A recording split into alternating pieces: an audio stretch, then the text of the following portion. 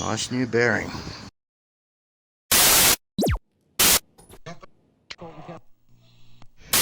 The more you spend on cars, the more they want. Well, it's time to get the BA Fairmont Ghia up in the air again. Regular subscribers may remember the video I did recently about how many problems I've had with this car. 135,000 kilometres, which to me is not a very high mileage car, but constantly things have broken on it. This time, the noise was clearly wheel bearings.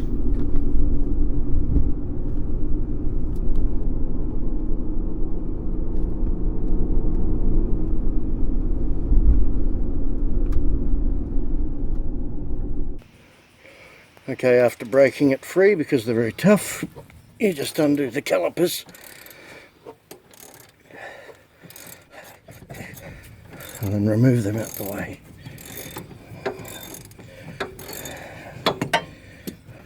There's one bolt there, and the bolts up here, rather awkward. And just take the caliper off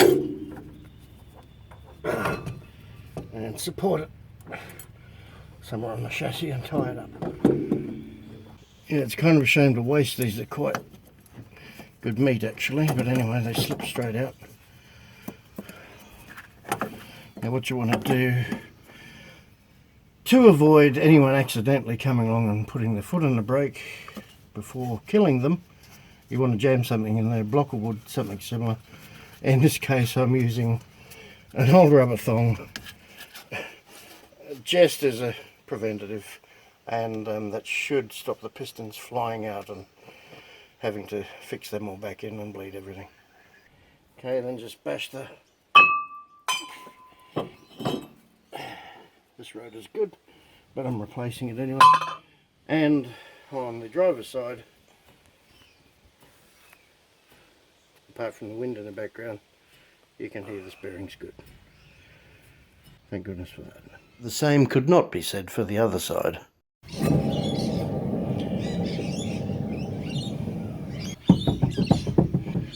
346 minutes later. Let me pause also to thank my mate Jack for actually buying a decent 36mm socket to fit the nut. It's actually a loose-ish fit, but anyway, that's the size they stipulate. So thanks, Jack. I know you'll use this more than me, hopefully. Lever off the dust cap with a screwdriver and undo the hub nut. Okay. Now I thought I'd use this puller to pull the hub, which is coming quite easily actually. Excellent. Rather than bash it off with a hammer, like everyone seems to do. And I believe it's off. Excellent. And as per most videos I've seen, this part here is stuck behind, so it must be designed that way, because every other video I've seen, that bit's left behind. Anyway, we've got this part off. That's some progress. And it's absolutely shagged. Now, if you're like everyone else on the planet, this collar here, which I think is the inner bearing surface, I don't know why they're a two-piece, but they are. If you're like everyone else on the planet, that'll be stuck when you remove the hub. So the ideal tool to use is a clamp that clamps around there, right in that slot. Then you use a puller and pull it out. However, most people watching this will not have that tool and probably want to try and remove it without the tool. A word of warning, watch out for that you don't smash that in the process. That's your ABS sensor. Might pay to undo that, just a bolt there, get it out of the way so you don't make things worse. So after a lot of scratching of the head, what I did was very carefully, first I removed the sensor. I cut a little tiny slit there with the angle grinder, just enough to bash it with a hammer. I also gave it a good spray of WD-40 in there and around there and let it soak to facilitate removing it. And luckily it finally broke free. Then I was able to just put a screwdriver behind there, worked my way around and off the mongrel came. So thank goodness for that. A little longer than a few minutes later. This is a good opportunity to paint your brake dust shields if you're so inclined. Had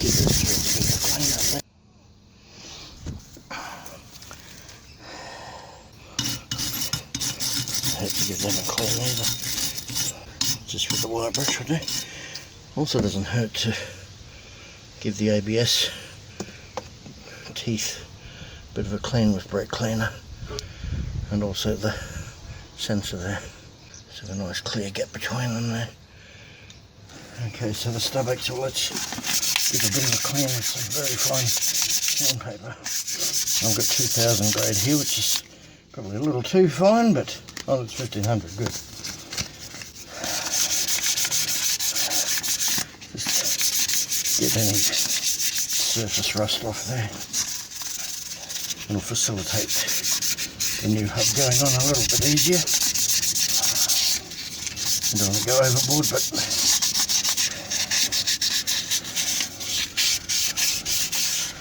I just use a little bit of RP7 or WD-40 as lubricant with the wet and dry paper. Give him a wipe off there.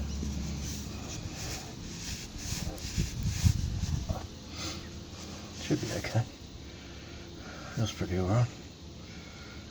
Yeah, a little bit more. You could use 800 grade to speed things up a bit. But you don't want to score the surface, just give it a bit of a clean up, that's all.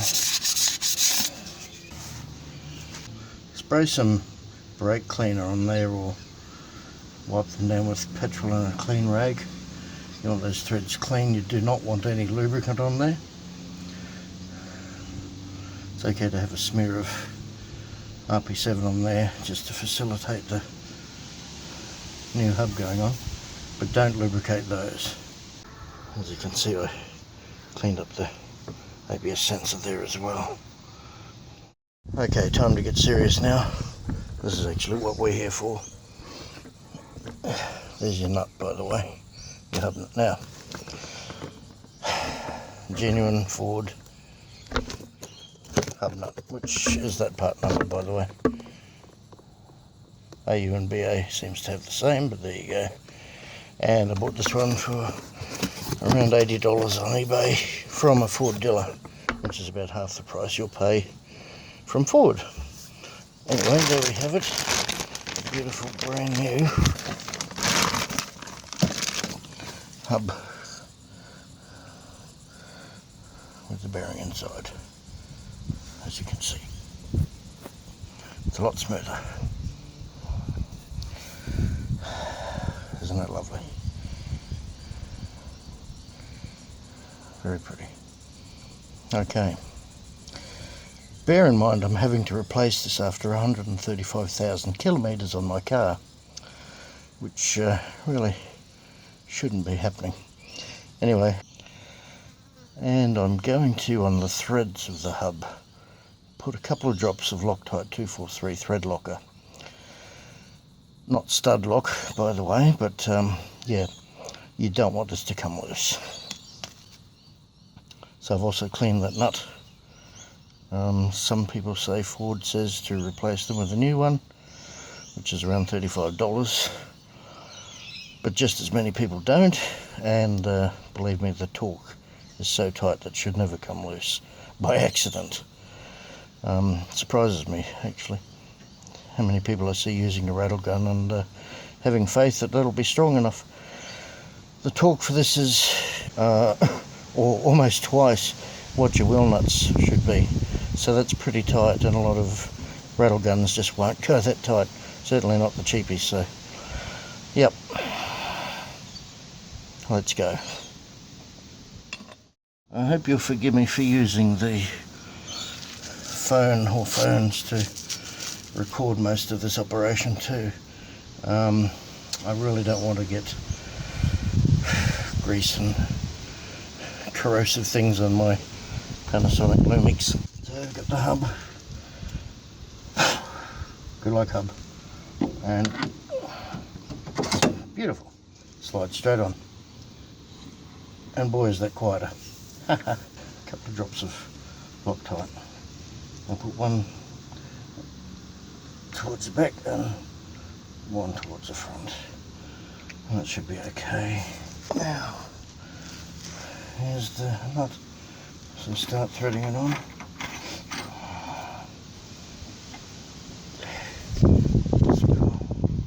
Oh boy, that's better. Okay. Well, there will be no way you're going to break this unless you're a gorilla or a yowie. Believe me, I may look a bit like a gorilla, but I certainly don't have the strength of it anymore. Okay, let's talk this up properly. Put our little friend there, right on there. See, it's not a tight fit, but that is the size that you're supposed to use apparently. Let's just torque it up by hand first.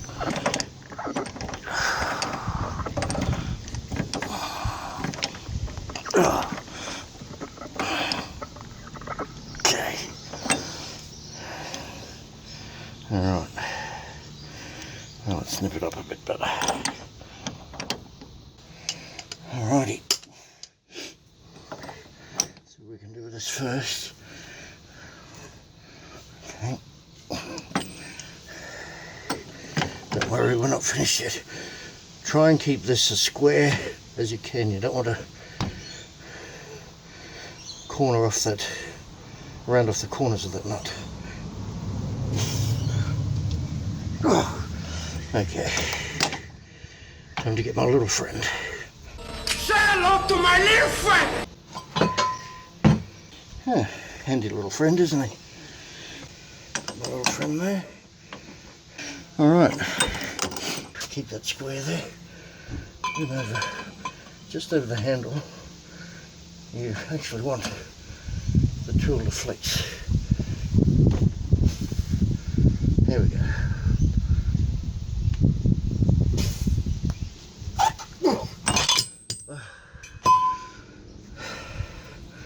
That's as tight as I can get it.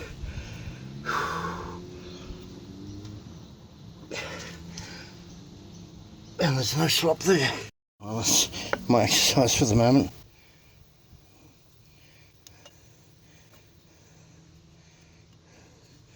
No more rumble. That should bed in nicely. Probably slightly pedantic, but before we put the cap back on, the dust cover, there is a thin film of, try and get that in shot for you, a thin layer of silicone left over, so it won't hurt you to peel it off and just put a smear around there. Help keep some moisture out and protect the bearing a bit longer. Let's do that. You don't have to go crazy with it. I'm just using pretty well any silicone I've got to hand. Probably it was actually once a rubber seal, but anyway. Also, you would have dented that cap when you took it off. Sorry about the focus there. So it's not going to hurt to keep a little bit of extra water out there. Oh, this is hard doing it on your own. So, yeah, most people probably won't worry about this, but I'll just say why not. Okay, and put her in there. And since my rubber mallet, like most things in this place, have gone on holidays, I'm going to use this wooden one, just gently. Good. Now we can move on to the rotors. Now it's time to put these lovely rotors on. Beautiful Bosch rotors. That's the part number you need for the Ford BAs. It's really not worth having your old ones machined. There it is, another rotor. And first we're going to have to clean off the surface. So with some brake degreaser. And we're taking that out of here. And yes, they're quite greasy. Let's spray some brake cleaner liberally over there. Do this a couple of times and wipe it off with a paper towel. Do both sides.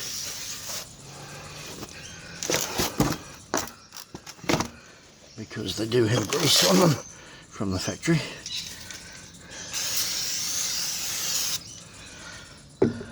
And repeat for the other disc.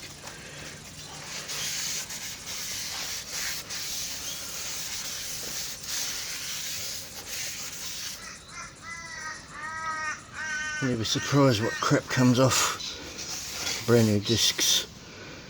You see tiny little bits of machining, which is why we do it, to increase the longevity of the pads, etc.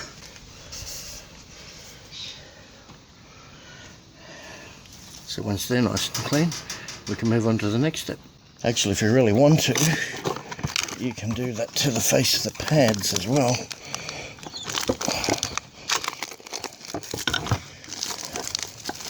Just give them a quick wipe over. Just getting that packing. Normally I try wash pads, but trying these Repco ones is supposed to be pretty good.